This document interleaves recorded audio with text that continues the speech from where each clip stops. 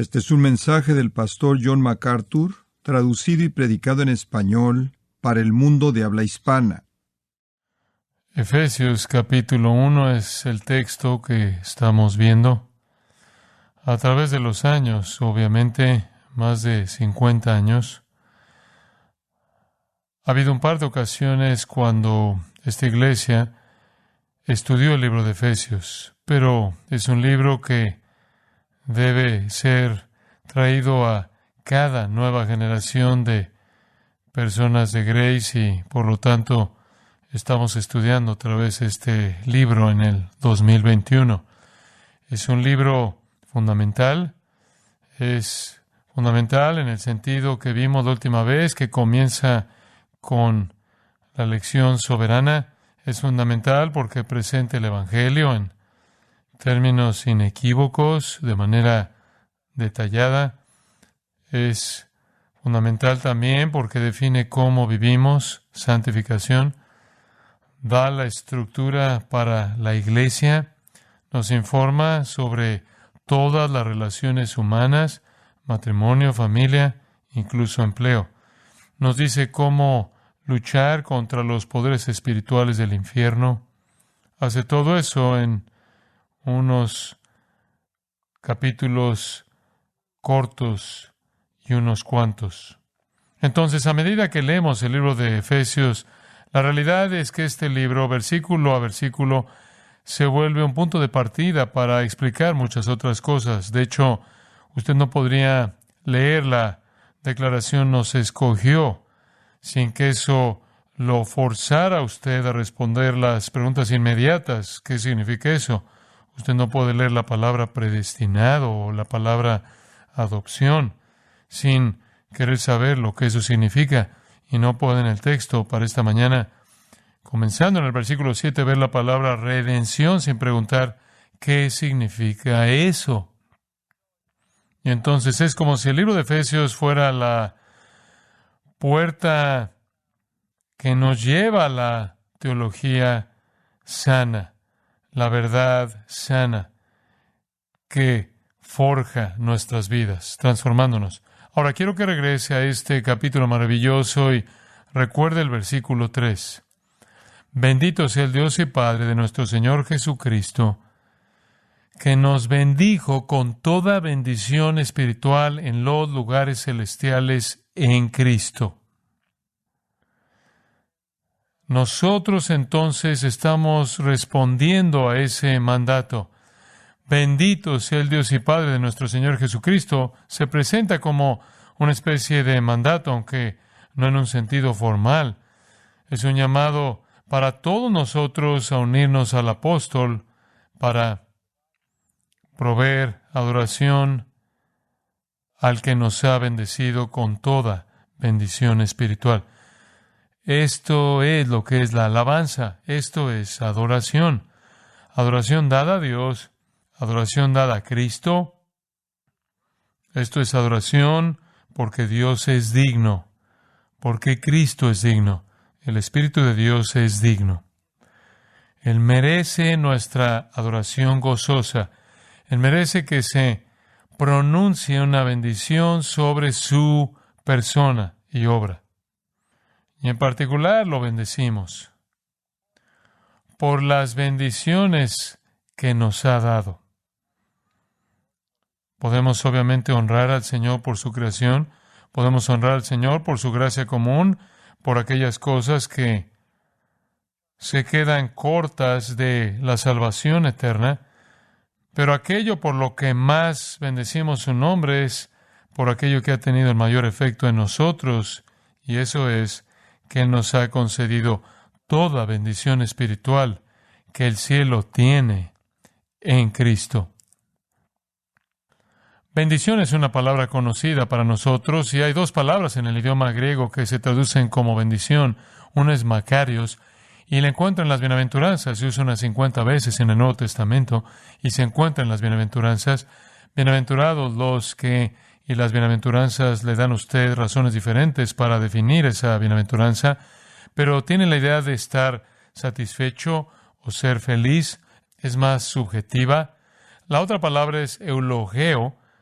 Y esa es la palabra que se usa aquí, y significa esencialmente dotar de una habilidad para ser alguien digno. La primera es subjetiva, es estar feliz y satisfecho. Esta es subjetiva. La primera habla de una especie de bienaventuranza que experimentamos. Esta segunda palabra, eulogeo, define un tipo de bendición que recibimos de Dios. Él nos bendice y por lo tanto nos volvemos bendecidos. Dios nos está bendiciendo con todas las bendiciones que el cielo puede descargar sobre un pecador a través del Evangelio de Jesucristo. Dios es digno de que nosotros pronunciemos bendición sobre Él. Nosotros no somos dignos de que Él nos bendiga, ¿verdad? Lucas 17:10 dice, somos esclavos inútiles. Hechos 13:46, nos juzgamos indignos de la vida eterna. No merecemos todas las bendiciones espirituales en los lugares celestiales en Cristo. Sin embargo, Él nos bendice con todas esas bendiciones espirituales para que a su vez podamos bendecir su nombre. La adoración es nuestra respuesta a dicha bendición eterna e inagotable. De hecho, desde que nacemos estamos malditos. Estamos maldecidos por nuestra naturaleza caída. De hecho, desde que nacemos estamos malditos. Estamos maldecidos por nuestra naturaleza caída y estamos maldecidos por nuestra conducta pecaminosa. Entonces, ¿cómo es que pasamos de la categoría de los malditos a la categoría de los bienaventurados? ¿Cómo es que pasamos de la categoría de los malditos a la categoría de los bienaventurados sin que esto tenga nada que ver con nuestra dignidad? ¿Por qué Dios nos bendice? ¿Cómo es que Dios nos bendice para que podamos bendecir al que es digno? Lo hace debido a la gracia. Y recordamos, ¿no es cierto? Ahí en el versículo 6, su bendición para nosotros, comenzando con la elección, como vimos la semana pasada, es para alabanza de la gloria de su gracia que Él nos ha otorgado gratuitamente.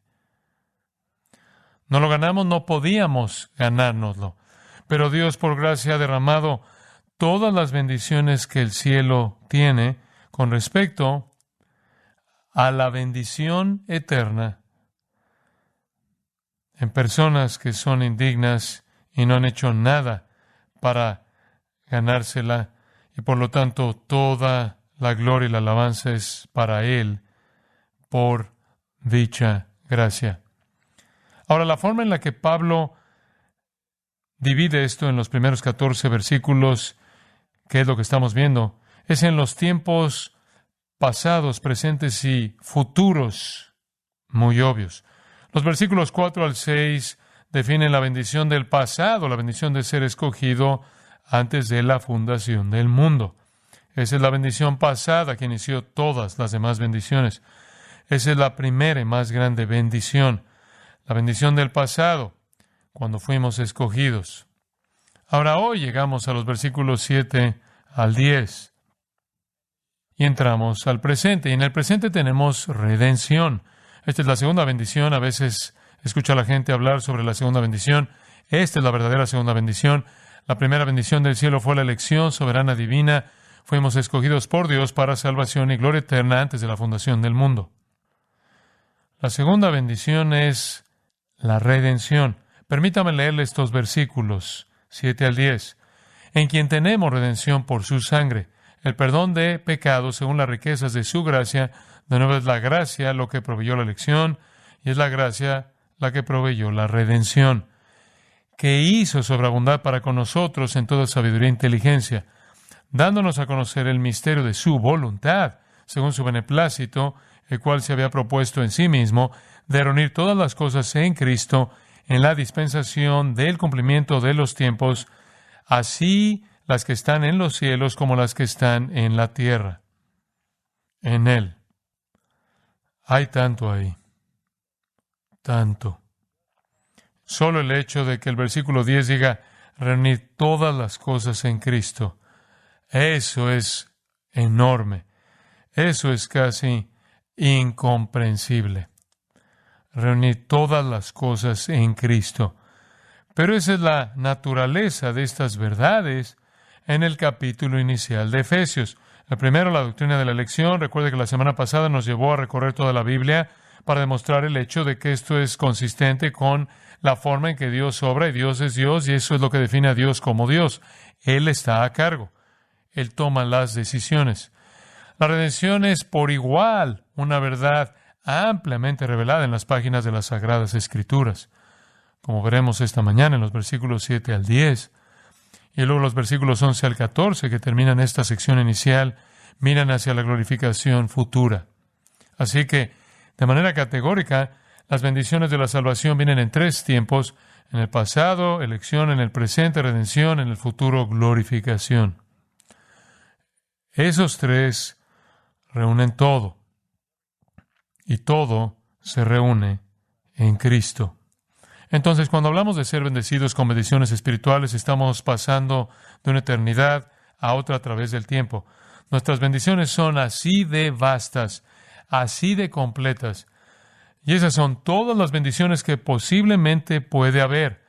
Todo lo que verdaderamente es espiritual, de manera justa, todo lo que es verdaderamente celestial, todo lo que Dios puede conceder de la eternidad a la eternidad, pasando por el tiempo, nos es dado en Cristo.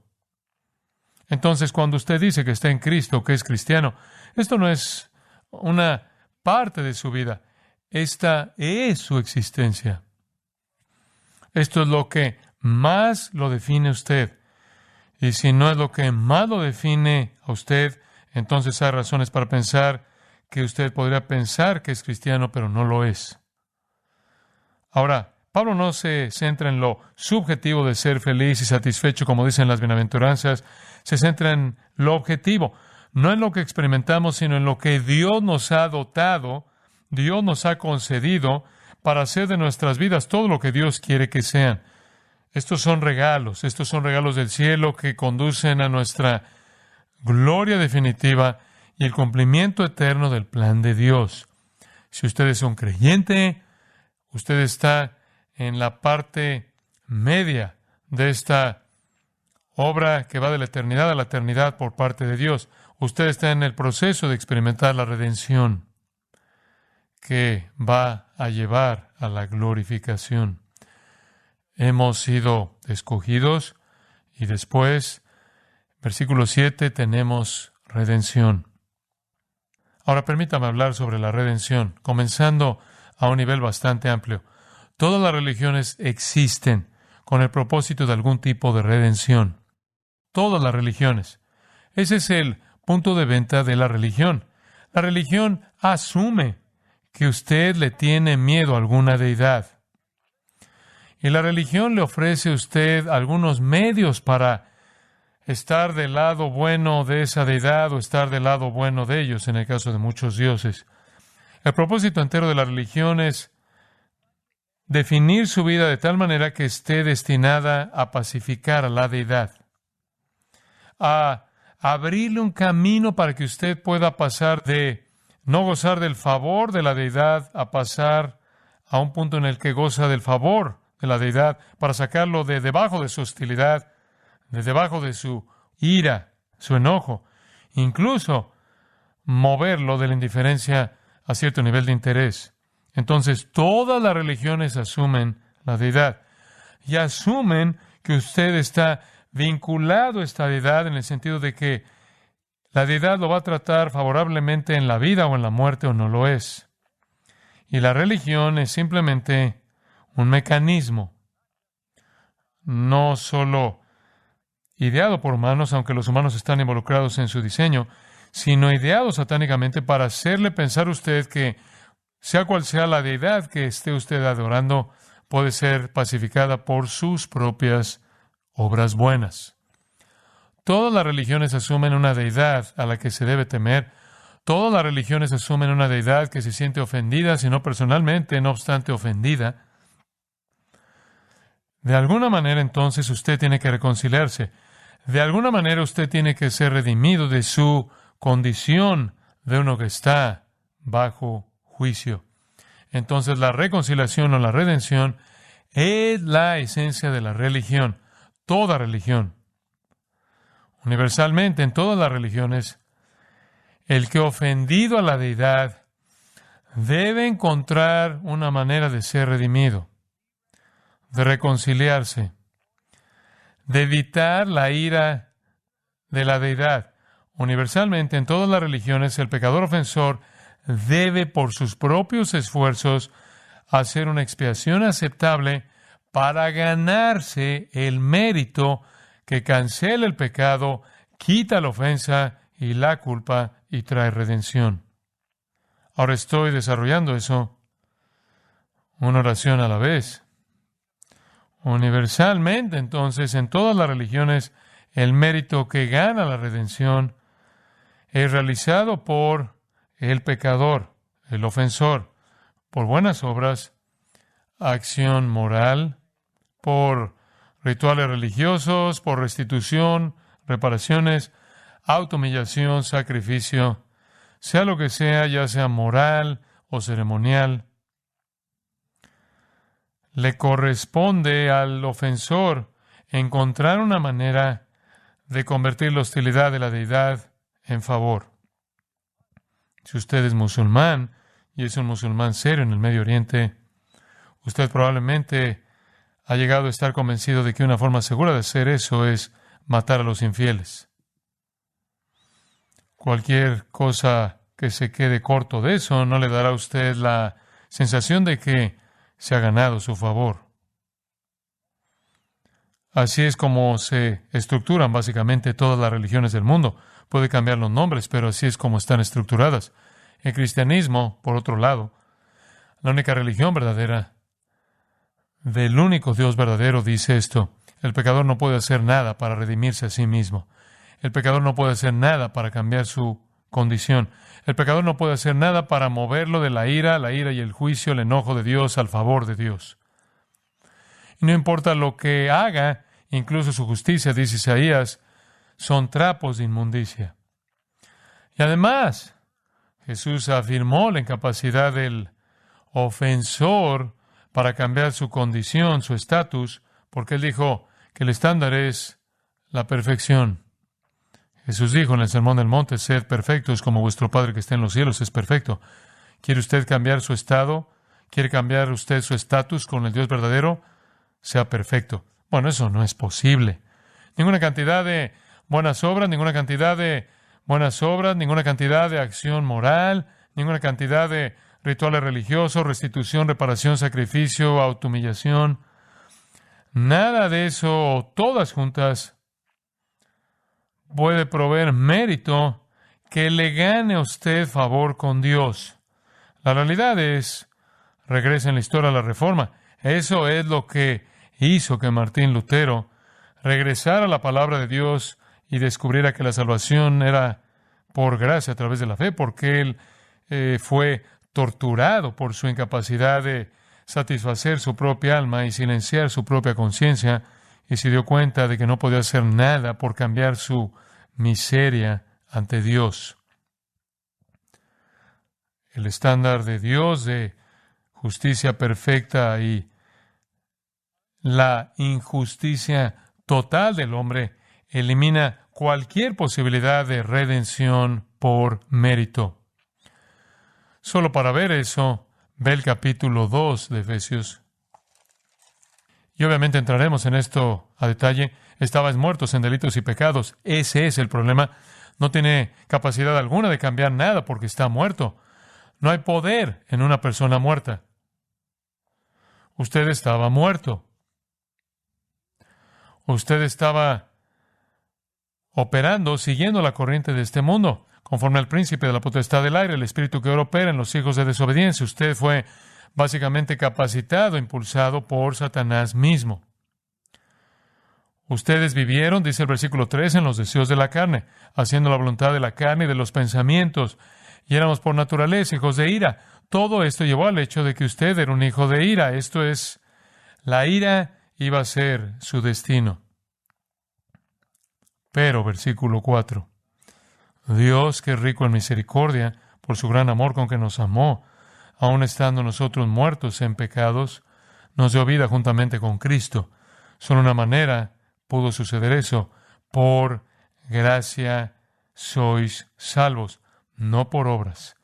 Y eso es lo que dice en los versículos 8 y 9, porque por gracia sois salvos por medio de la fe, y esto no de vosotros, pues es don de Dios, no por obras, para que nadie se gloríe. Somos hechura suya, creados en Cristo Jesús para buenas obras, las cuales Dios preparó de antemano para que anduviésemos en ellas. Dios nos escogió y Dios nos redimió. Y Él nos redimió, y en esa redención fue la regeneración que ahora nos dio la capacidad de hacer las cosas que agradaron a Dios. No recibimos nuestra salvación porque hacemos cosas que agradan a Dios. No podemos hacerlas antes de que hayamos sido redimidos, pero después hemos sido redimidos para buenas obras. Entonces la redención, la reconciliación, como la elección, viene de Dios al pecador. La salvación es una obra de Dios, no una obra del hombre. Dios proveyó la expiación que redime. Dios escogió a quien redimiría, y después Dios proveyó el sacrificio expiatorio mediante el cual esa redención se aplicaría a los que había escogido. Esa es la razón por la que el versículo 7 dice, tenemos redención. No nos la ganamos, no nos la ganamos. La tenemos porque Él la hizo sobreabundar para con nosotros. Él la hizo sobreabundar para con nosotros. La elección y la redención entonces son obra de Dios para alabanza, versículo 6, de la gloria de su gracia. Su gloria solo toca a los pecadores por su gracia. Sin gracia, nosotros nunca podríamos ver la gloria de Dios. La única forma en la que podríamos llegar a ver la gloria de Dios sería por gracia, no por obras. Sé que esto es básico, pero es muy refrescante escucharlo de nuevo porque es la razón de nuestra adoración, ¿no es así? Debido a esta gracia. Escucha Romanos 5:17. Pues sí, por la transgresión de uno, ese es el pecado de Adán, reinó la muerte. En otras palabras, toda la raza humana murió cuando Adán pecó. Mucho más reinarán en vida por uno solo, Jesucristo, los que reciben la abundancia de la gracia y del don de la justicia. Entonces, a través de Jesucristo, aquellos que fueron condenados por el pecado de Adán, reciben la abundancia de la gracia y el don de la justicia. En el siguiente versículo él dice, así que, como por la transgresión de un Adán, vino la condenación a todos los hombres, de la misma manera por la justicia de uno, ese es el acto de justicia hecho por el Señor Jesucristo mismo, vino a todos los hombres la justificación de vida. Esa es una declaración asombrosa. Y sabemos el impacto que un hombre puede tener en toda la raza humana. Adán pecó y toda la raza humana fue lanzada a la corrupción. Pero lo otro también es cierto. Una vida justa, un sacrificio justo, resulta en justificación de vida para todos los hombres. Por la desobediencia de un hombre, los muchos fueron hechos pecadores. Por la obediencia de uno, Cristo, muchos serán justificados. La ley se introdujo para que el pecado abundase. Eso es todo lo que la ley puede hacer, es mostrarnos nuestro pecado. Mas cuando el pecado abundó, sobreabundó la gracia, para que así como el pecado reinó para muerte, así también la gracia reine por la justicia para vida eterna mediante Jesucristo, Señor nuestro. Esto es inconfundible.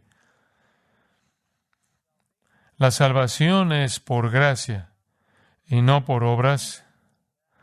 Y esa gracia fue posible por la muerte sustitutiva de Cristo, quien tomó nuestro lugar y recibió nuestro castigo.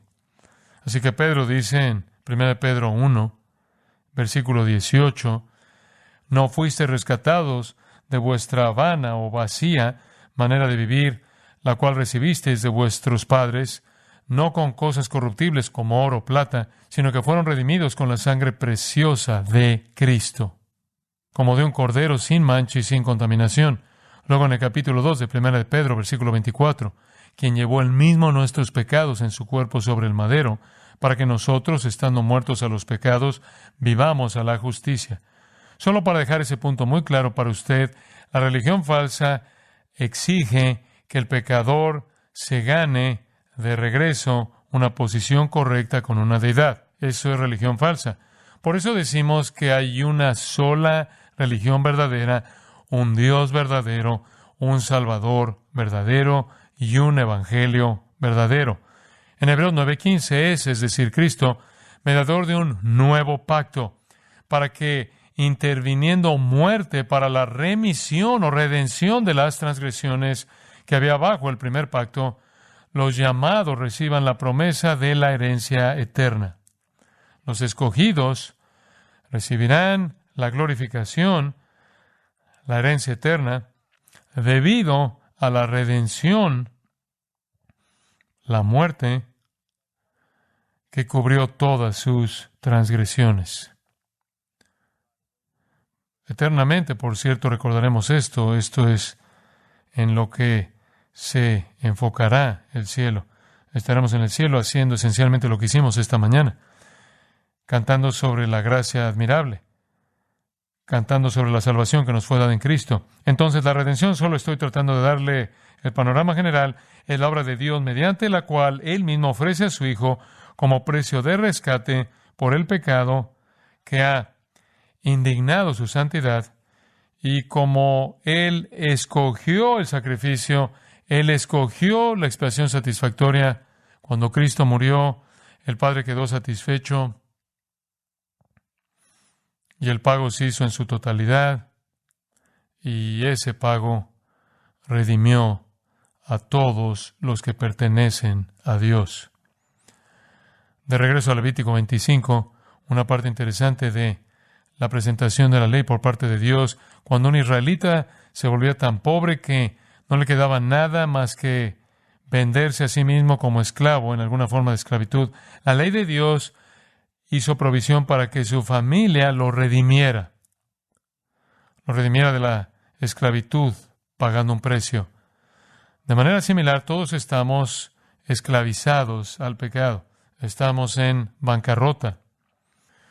Y Cristo ha pagado el precio para redimirnos. Por eso Marcos 10:45 dice, dio su vida en rescate por muchos. Ahora la gente pregunta a menudo, ¿a quién se pagó el rescate? ¿A quién se pagó el precio de redención? Y ha habido una serie de sugerencias. Creo que es bastante obvio.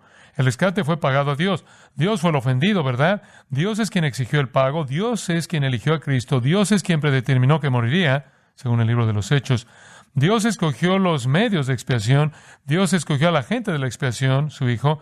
Dios escogió la extensión o el alcance de la expiación, la nivelación de todo juicio contra todos los que alguna vez creerían y todos sus pecados en el sustituto.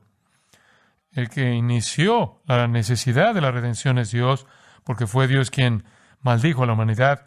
Regresa a Deuteronomio 27 y lea todas las maldiciones, maldición tras maldición tras maldición, impuestas sobre el pueblo por Dios mismo.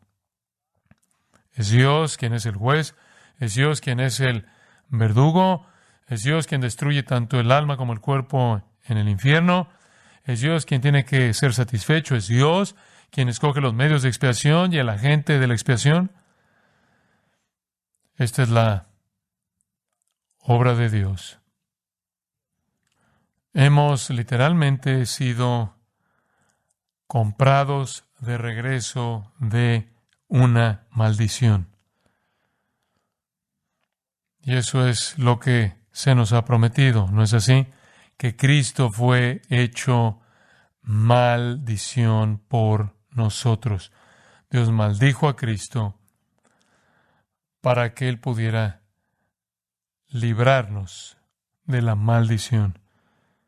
En Colosenses capítulo 2, muchos versículos están viniendo a mi mente, pero leemos en el capítulo 2, versículo 12. Sepultados con Él en el bautismo, en el cual fuisteis también resucitados con Él, mediante la fe en el poder de Dios, que le levantó de los muertos, y a vosotros, estando muertos en pecados y en la incircuncisión de vuestra carne, os dio vida juntamente con Él, perdonándoos todos los pecados, anulando el acta de los decretos que había contra nosotros, que nos era contraria, quitándola de en medio y clavándola en la cruz. Lenguaje magnífico. Clavándola en la cruz. las palabras maravillosas de Pablo en Gálatas 3:10, porque todos los que dependen de las obras de la ley están bajo maldición, porque escrito está, y esto es de Dios. Directamente de Deuteronomio 27, maldito todo aquel que no permaneciere en todas las cosas escritas en el libro de la ley para hacerlas. Usted es maldito si no guarda la ley perfectamente. Y que por la ley ninguno se justifica para con Dios es evidente, porque el justo por la fe vivirá. Si usted pudiera ser justificado por la ley, no tendrá que vivir por la fe para ser justificado. No obstante, la ley no es por fe. Por el contrario, el que hiciera estas cosas vivirá por ellas. Cristo nos redimió de la maldición de la ley, hecho por nosotros maldición, porque escrito está, maldito todo el que es colgado en un madero, y que Cristo se volvió la maldición por nosotros. Nuestra condición es tan profunda que en Juan 8:34 se nos identifica como esclavos del pecado. Romanos 6:17, esclavos del pecado nuevamente. Romanos 7:14, en esclavitud bajo el pecado. Romanos 8:21, esclavos de la corrupción. Y en esta condición no podemos hacer nada por agradar a Dios. Solo Dios puede determinar una expiación que sea satisfactoria. Tito 2:13, aguardando la esperanza bienaventurada y la manifestación gloriosa de nuestro gran Dios y Salvador Jesucristo. Después, versículo 14, quien se dio a sí mismo por nosotros para redimirnos de toda iniquidad y purificar para sí un pueblo propio celoso de buenas obras. Cristo Jesús se dio a sí mismo para redimirnos, para pagar al Padre el precio que el Padre requirió, para redimirnos de toda transgresión, todo pecado, y purificar para sí mismo un pueblo para su posesión. Me encanta esa frase, un pueblo propio. Le pertenecemos a Él. Éramos regalos de amor para el Padre entregados a Él, pero nunca hubiéramos podido ser recibidos por Él si no Él hubiera pagado el precio de nuestra redención. Eso es absolutamente fundamental para cualquier comprensión del cristianismo, cualquier comprensión del Evangelio. Escuche lo que dice en Hebreos 2:10. Porque convenía que Él, hablando de Cristo, por cuya causa son todas las cosas y por quien todas las cosas subsisten, que habiendo de llevar muchos hijos a la gloria, perfeccionase por aflicciones al autor de la salvación de ellos. Porque el que santifique, los que son santificados de uno son todos, por lo cual no se avergüenza de llamarlos hermanos. Entonces, ¿cómo pasamos de ser odiados por Dios y enemigos de Dios a ser hermanos de Cristo? ¿Cómo es eso posible?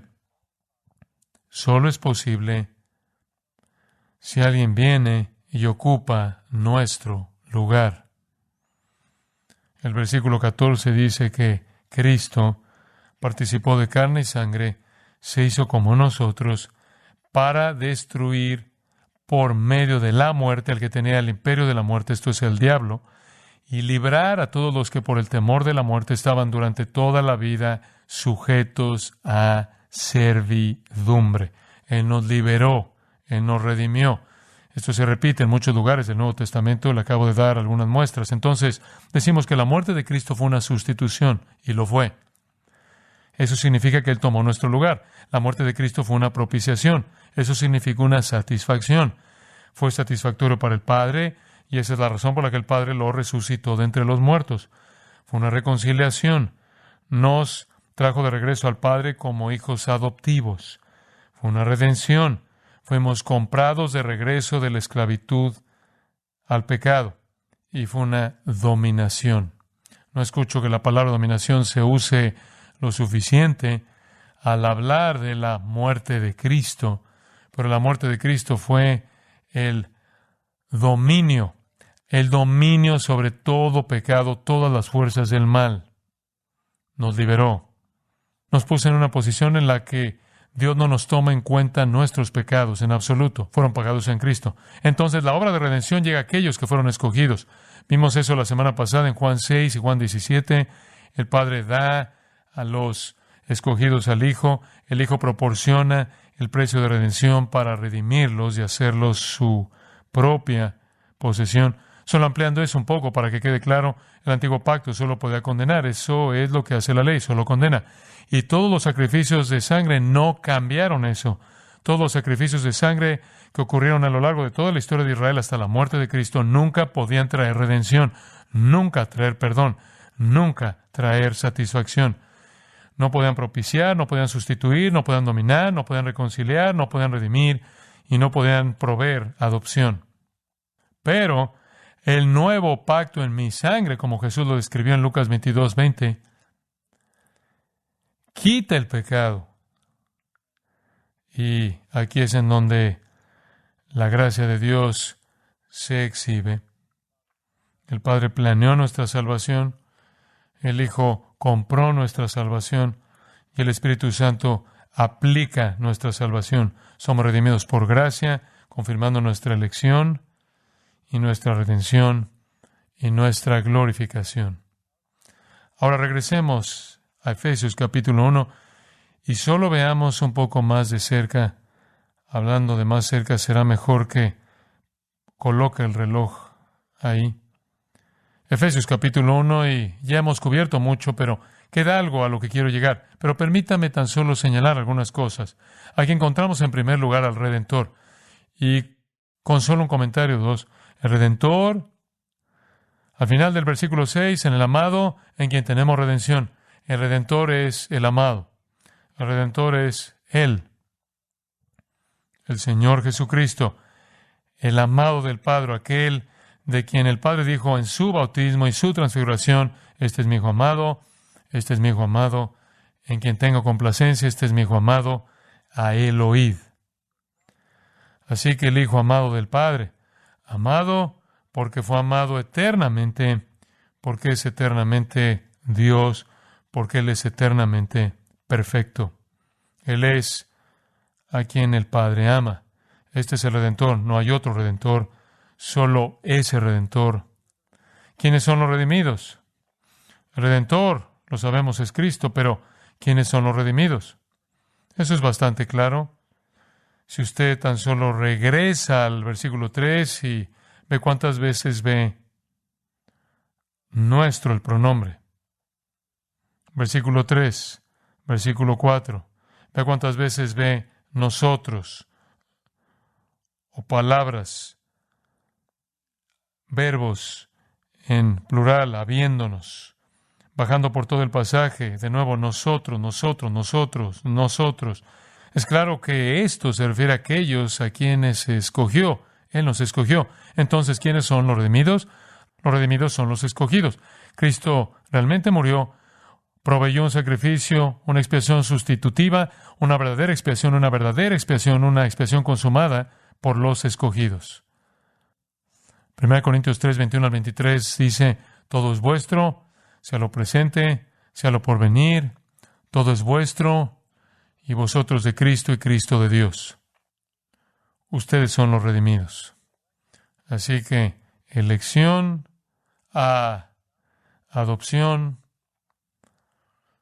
a redención. Amados por el Padre, amados en el Hijo. Ahora, ¿cuál fue el precio de la redención? Ya lo dijimos, pero veamos nuevamente el texto.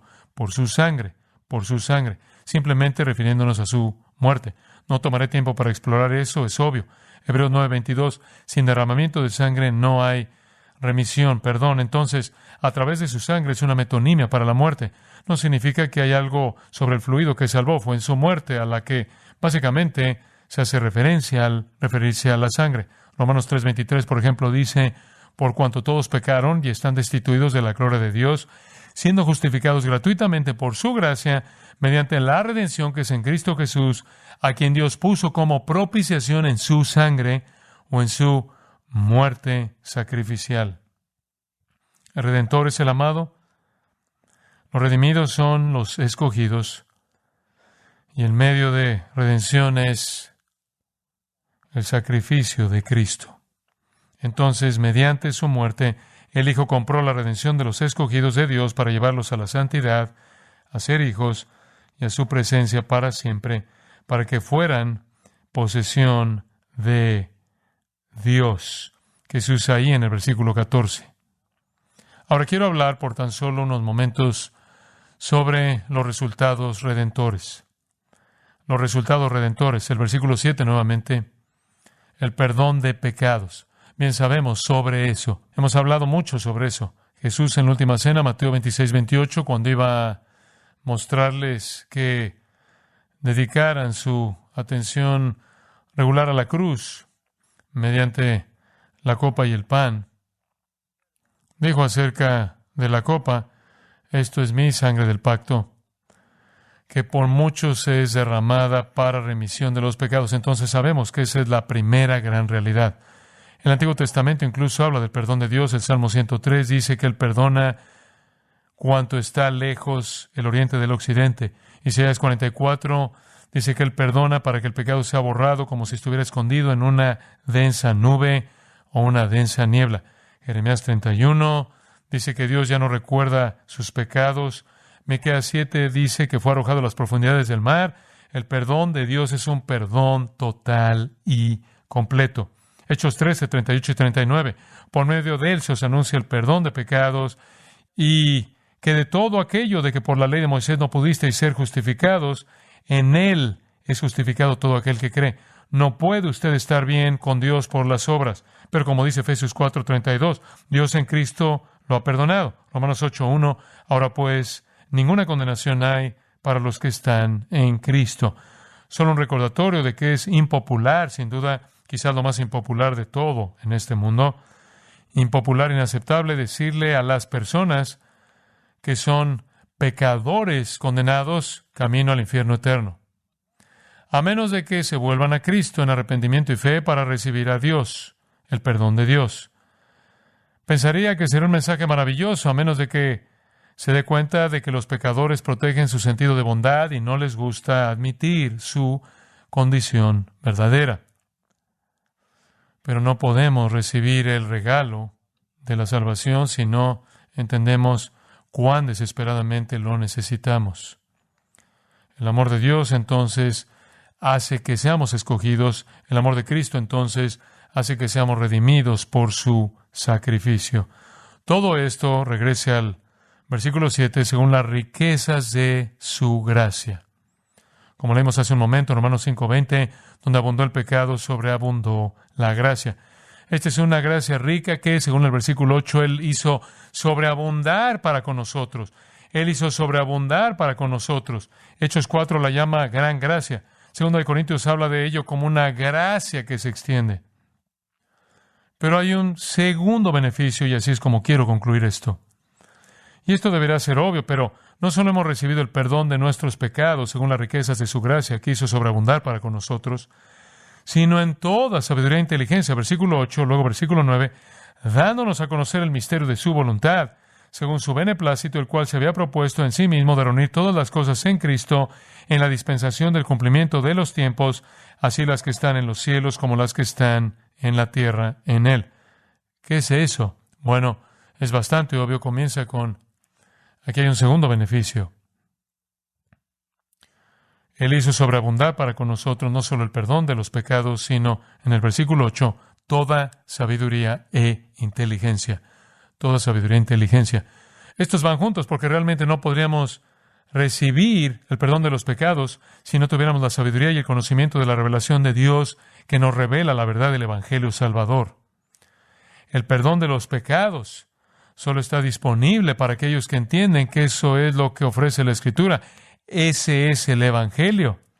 En el capítulo 3, versículo 8 de Efesios, Pablo dice: a mí, que soy menos que el más pequeño de todos los santos, me fue dada esta gracia de anunciar entre los gentiles el Evangelio de las inescrutables riquezas de Cristo y de aclarar a todos cuál sea la dispensación del misterio escondido desde los siglos en Dios, que creó todas las cosas, para que la multiforme sabiduría de Dios sea ahora dada a conocer por medio de la Iglesia a los principados y potestades en los lugares celestiales. Pablo dice, miren, Dios me dio el mensaje de las insondables riquezas de Cristo para que pudieran ser traídas a la luz, para que la sabiduría manifiesta, la multiforme sabiduría de Dios se conocieran en la Iglesia y por medio de la Iglesia. Así que simplemente existe esta idea simple.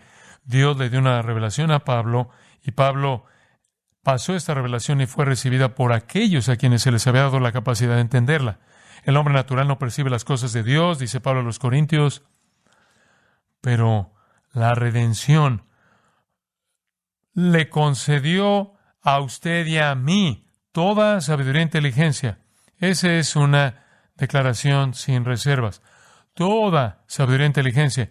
Usted recuerda atrás en Mateo 11:25, Jesús hablando con sus discípulos, ninguno de los cuales era parte de la élite religiosa, y le dijo al Padre con respecto a ellos: Te alabo, Padre, Señor del cielo y de la tierra, porque escondiste estas cosas de los sabios y de los entendidos y las revelaste a los niños. La revelación divina no llega a quienes son inteligentes. Pablo dice en 1 Corintios capítulo 1 que los sabios no tienen acceso a la verdad divina. Pero nosotros sí. Lo que es misterio para todos los demás está claro para nosotros. Escuche 1 Corintios 2:6.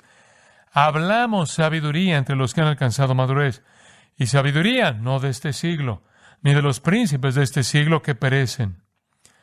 Mas hablamos sabiduría de Dios en misterio. Todavía es un misterio para ellos. La sabiduría oculta, la cual Dios predestinó antes de los siglos para nuestra gloria, la que ninguno de los príncipes de este siglo conoció. Nadie lo entiende, pero Dios nos la reveló a nosotros por el Espíritu. Primera de Juan dice que tenemos una unción de Dios, nos enseña todas las cosas. Entonces, no solo tenemos la bendición de tener el perdón de los pecados, sino que junto con eso tenemos la capacidad de entender toda la sabiduría y toda la inteligencia de la revelación de Dios. Es por eso que Pablo dice en 1 Corintios 1:30, Cristo se ha vuelto para nosotros sabiduría de Dios. Conocemos a Cristo y en Él todos los tesoros de la sabiduría y el conocimiento están ocultos del mundo, pero se nos han revelado. Dios nos ha bendecido con toda bendición espiritual. Nos escogió, nos adoptó, nos redimió, hizo sobreabundar para con nosotros perdón. Y ahora se nos ha dado sabiduría e inteligencia para comprender y creer la historia completa del Evangelio y todo lo que ha sido revelado desde el cielo en las Sagradas Escrituras. No solo tenemos el conocimiento profundo del Evangelio Salvador, sino que además, vea los versículos 9 y 10, solo por un momento, dándonos a conocer el misterio de su voluntad, según su beneplácito, el cual se había propuesto en sí mismo de reunir todas las cosas en Cristo, en la dispensación del cumplimiento de los tiempos, así las que están en los cielos como las que están en la tierra, en Él. ¿Sabe lo que eso es? Ese es el futuro. Él nos dio a conocer el misterio de su voluntad. En Mateo 13:11, Jesús le dijo a sus discípulos: porque a vosotros os es dado saber los misterios del reino de los cielos. Pablo dice en 1 Corintios 4:1 que somos administradores de los misterios de Dios. Pablo le habló a Timoteo sobre el misterio de la fe. Y al final del libro de Romanos, capítulo 16, versículo 25, y al que puede confirmaros según mi evangelio y la predicación de Jesucristo, según la revelación del misterio que se ha mantenido oculto desde tiempos eternos, pero que ha sido manifestado ahora, y que por las escrituras de los profetas, según el mandamiento del Dios eterno, se ha dado a conocer a todas las gentes para que obedezcan a la fe, al único y sabio Dios, sea gloria mediante Jesucristo para siempre. Amén. Él irrumpe en una doxología cuando contempla el hecho de que no solo se nos ha dado entendimiento del Evangelio, sino que se nos ha dado entendimiento de todo lo que se manifiesta en las Escrituras de los profetas, y las Escrituras de los profetas podría ser una alusión a los profetas del Antiguo Testamento, pero lo más probable es que se refiere a los profetas del Nuevo Testamento. El Señor, Efesios 4, dio a la iglesia apóstoles y profetas, predicadores del Nuevo Testamento, el misterio. Esto abarcaría, si regresa a Efesios 1, esto es muy importante, esto abarcaría el fin. El fin, ¿cómo sabes eso? Porque se refiere al cumplimiento de los tiempos. El cumplimiento de los tiempos, el fin de todo, reunir todas las cosas que se relacionan con el cielo y la tierra. Entonces, ¿por qué recibimos esta revelación sobre el futuro?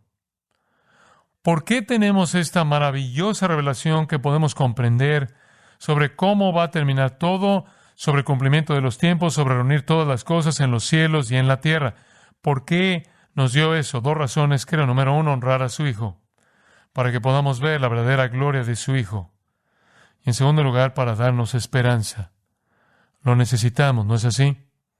La revelación del fin, la escatología, parte de los tesoros de la sabiduría y del conocimiento. La dispensación del cumplimiento de los tiempos significa simplemente el fin de todo, la culminación, la consumación de toda la historia redentora. ¿Y qué sabemos de toda la historia redentora? Todo terminará en Cristo. Todo va a terminar en Cristo. Colosenses 1, versículo 15. Él es la imagen del Dios invisible, el protótocos, el primordial de toda la creación. Porque en Él fueron creadas todas las cosas, las que hay en los cielos y las que hay en la tierra, visibles e invisibles, sean tronos, sean dominios, sean principados, sean potestades, todo fue creado por medio de Él y para Él. Entonces Él es el comienzo de todo, Él creó todo.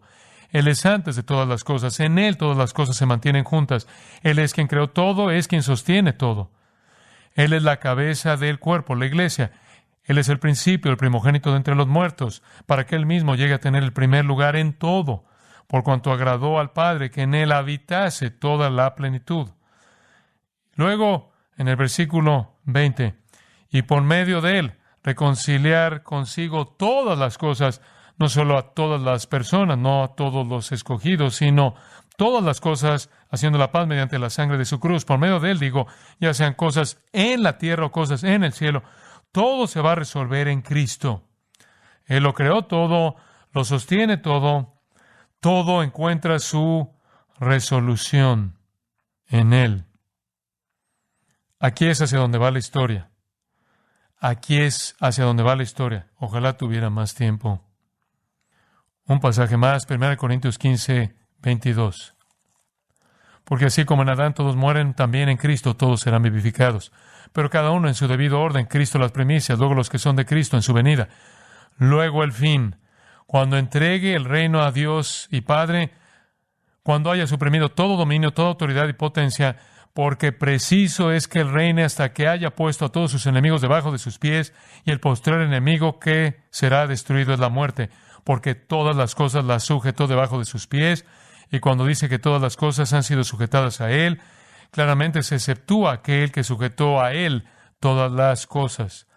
Pero luego que todas las cosas le estén sujetas, entonces también el Hijo mismo se sujetará al que le sujetó a Él todas las cosas, para que Dios sea todo en todo. Simplemente abrumador. Todo se resuelve en Cristo, y cuando Cristo ha tomado el control de absolutamente todo, se lo devuelve al Padre. La salvación se resume en Cristo. El pecado y la muerte son reunidos y destruidos en Cristo. La ley del Antiguo Testamento se resume en Cristo. Las profecías del Antiguo Testamento se resumen en Cristo. Las ceremonias del Antiguo Testamento se resumen en Cristo. Las promesas y bendiciones del reino del Antiguo Testamento se resumen en Cristo. El dominio sobre todos los seres angelicales, sean santos o impíos, se resume en Cristo. El futuro de la creación material se resume en Cristo. Quien rehacerá la tierra para su reino milenial y luego deja de existir y crea un cielo nuevo y una tierra nueva. Todo juicio se resume en Cristo. Toda la gloria eterna se resume en Cristo. Cristo es todo. Todo. Esa es la razón por la que en el versículo 15 de Efesios 1, Pablo hace una oración que veremos la próxima vez. Yo oro por ustedes. Versículo 17, para que el Dios de nuestro Señor Jesucristo, el Padre de gloria, os dé espíritu de sabiduría y de revelación en el conocimiento de Él. Oro porque los ojos de vuestro entendimiento sean alumbrados, para que sepáis cuál es la esperanza que Él os ha llamado y cuáles las riquezas de la gloria de su herencia en los santos. Quiero que sepan lo que vendrá en el futuro. Quiero que conozcan una escatología bíblica. Tenemos un vistazo en Apocalipsis, ¿no es así? Donde todos adoran al Cordero en el capítulo 5 y están celebrando su redención. Y nuevamente en el capítulo 7 de Apocalipsis y nuevamente en el capítulo 11. Y luego viene con una prenda salpicada de sangre en el capítulo 19 para establecer su reino y luego crea un cielo nuevo y una tierra nueva. Y Él es la luz de esa ciudad celestial. Colosenses 3:11 dice, Cristo es el todo y en todos. Cristo es todo, todo. Todo está resumido. tal declaración resumida en Él, hasta el cielo nuevo y la tierra nueva. Él viene a juzgar a los impíos, Él viene primero a reunir a su iglesia, los traerá de regreso en juicio. El juicio llenará la tierra por un periodo de tiempo, y luego Él regresará con sus santos para establecer su reino milenial, Apocalipsis 20. Después de 1000 años destruirá a los rebeldes que queden y creará un cielo nuevo y una tierra nueva. Cristo es todo. Él es todo. Padre, te agradecemos por la maravilla de la redención. Sabemos que no solo redimirás a tus escogidos, sino que redimirás la tierra. Vas a redimir el cielo. Vas a restaurar una especie de ambiente edénico en tu reino, en la tierra, y luego vas a borrar esta creación manchada de pecado y crearás un cielo nuevo y una tierra nueva. Creaste el original, mantienes al que existe. Tú serás el instrumento de su demolición durante el tiempo de la tribulación. Tú lo restaurarás en el reino, donde tú reinarás y no habrá otro rey en este mundo. Tú serás todo, hasta que tú crees un cielo nuevo y una tierra nueva, y serás la luz de ese lugar eterno. Esta es la bendición de la redención. Incluso escuchamos que tendremos cuerpo redimido, Romanos 8:23. Así que ahora estamos en el proceso de esa redención. Hemos sido redimidos de nuestros pecados, de la muerte y del juicio. Seremos redimidos, seremos rescatados, incluso de la presencia del pecado en tu glorioso cielo de cielos, con un cuerpo nuevo, un cuerpo redimido como tu cuerpo de resurrección. Reinaremos contigo en esta tierra como tu pueblo redimido. Y la redención final vendrá cuando todo este universo deje de existir y tú crees un cielo nuevo y una tierra nueva donde haya justicia, paz y gozo eterno. Tú eres todo. Tú creaste cuando no había nada. Lo has sostenido. Tú lo llevarás a su fin. Todo juicio te pertenece. Toda la salvación te pertenece. Y luego tú vas a crear ese reino eterno de justicia. Estamos asombrados por la gracia que nos ha permitido tocar tu gloria. La gloria del perdón y la gloria de la revelación divina. Y para que podamos glorificarte, se nos ha dado el relato del futuro. Para que podamos glorificarte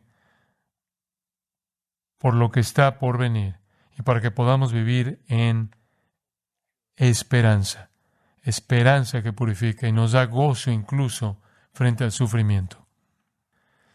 Y mientras vemos la próxima vez hacia ese futuro y la herencia eterna que nos espera, que siempre estemos atraídos a adorar y bendecir tu nombre porque tú eres digno.